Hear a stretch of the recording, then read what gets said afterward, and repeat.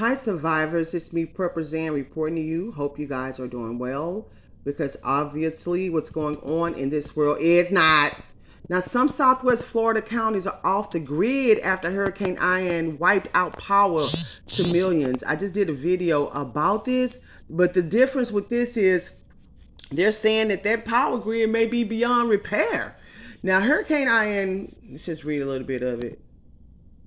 And I'm going to give you my own narrative because I done been through these types of storms. Well, this was a history breaking, but so was that Hurricane Harvey and Katrina and all them other storms we experienced out there in Texas. Hurricane Ian was so powerful that its winds were just a few miles per hour shy of making it a Category 5 storm as it made landfall in Florida on Wednesday. And it didn't take long for it to unleash its wrath on Florida's power grids. Ian's eye began moving onshore at Sanibel and Captiva Islands by midday on Wednesday before 2:30 p.m. ET. More than 660,000 customers had their power knocked out at that time, according to tracking on PowerOutage.us. In less than 24 hours, that number surged to more than 2.6 million. Although that number saw a slight decline by 10 a.m. And while I'm thinking of y'all, it's important because y'all right now it's cold in certain areas. Like up here in New York, it's cold already. Today, I believe it was like in the 60s, which felt like it was in the 50s. And now that it's nighttime, it probably is. I'm pretty sure it's way colder than that. So now we have to be prepared for the storms and hurricanes, but we also and making sure we have enough food and water and supplies. But we also need to make sure that we can stay warm. Like that's really, really serious. You know, the grid goes down and you don't have a way to cook and you can't stay warm. That could be a problem.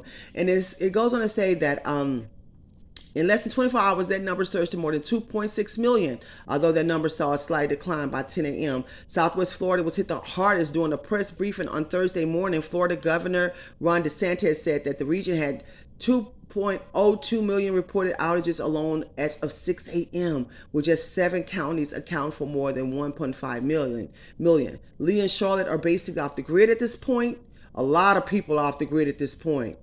DeSantis said, adding that linemen and crews are on their way to start rebuilding, but that it's going to be more work than just connecting a power line back to a pole.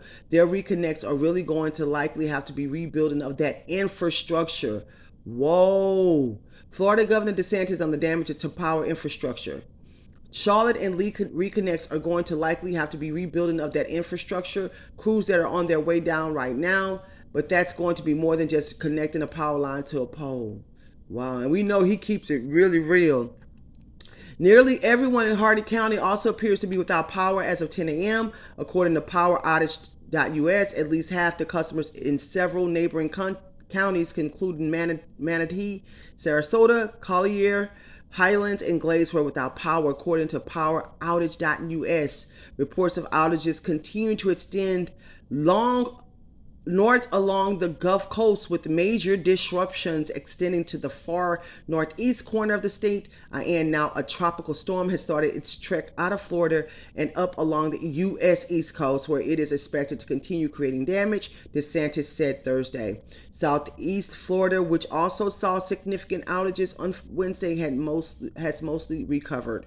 Florida officials have been warning for days of the potential power issues. Ian has been relentless on its track, knocking out power to all of Cuba when it raked the island on Tuesday. Although power in some areas has been restored, the National Weather Service warned prior to landfall that Hurricane Ian will cause catastrophic wind damage in Florida's southwest. The service director, Ken Graham, said during a press briefing on Wednesday that the storm would take 24 hours to complete its journey across the state after the eye made landfall. This is going to be a storm that we talk about for many years to come, he said. I want to go over some of this.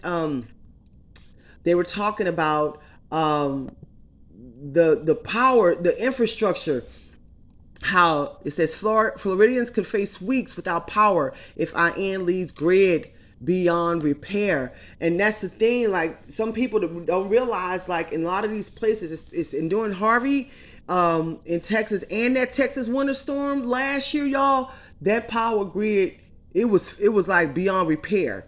They didn't want to admit it, but it was so bad. And I think that was the longest most of us went without power was last year. during that Texas winter storm. So it says that Floridians could face weeks without power if Ian leaves grid beyond repair. Hurricane Ian's wreckage is poised to leave millions of Floridians without power, possibly for weeks. If they say weeks, y'all, it's months. I'm telling you now.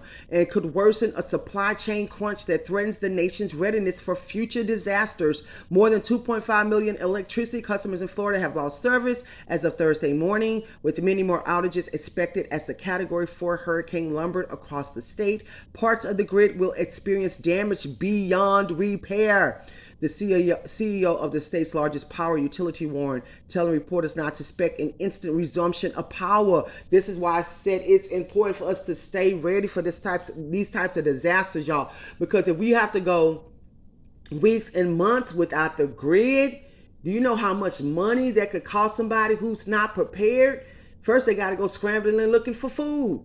Then they got to find ways how they're going to cook their food. Y'all, that is really, really, really, really and truly serious. These things we should already be like prepared for, but a lot of people are not. You know, we just know what it is. It said repairing can be done often in hours or days, Florida Power and Light Chief Executive Eric Salagi said during a media call Wednesday. Rebuilding can take many days or weeks, so we are preparing for that rebuilding effort as we speak. This is a catastrophic storm, he added. There will be catastrophic damage across the entire system, he said. Adding to the challenges is a nationwide shortfall of critical electrical equipment, such as certain kinds of transformers that crews may need to restore power in parts of Florida. And what happened with us last year with that Texas winter storm, it was so cold. And a lot of workers from that region, they're not used to working in that type of weather. So that was another problem that we had with them getting that power back on in a timely fashion and manner. Those people, they couldn't work through those conditions. It was freezing cold. A lot of Texans don't have those types of, that type of gear to accommodate them in working in that type of weather. And it was hard.